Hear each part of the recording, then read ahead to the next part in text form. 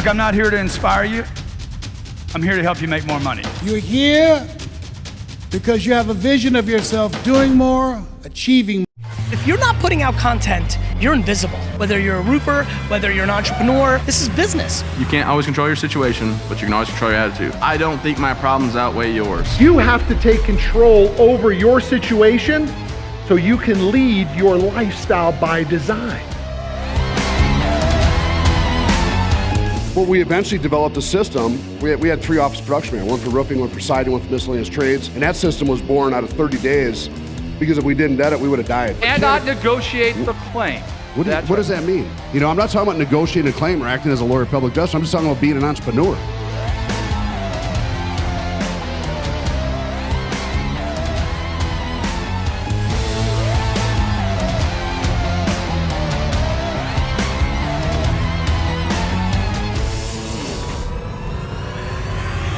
It will change the course of your career.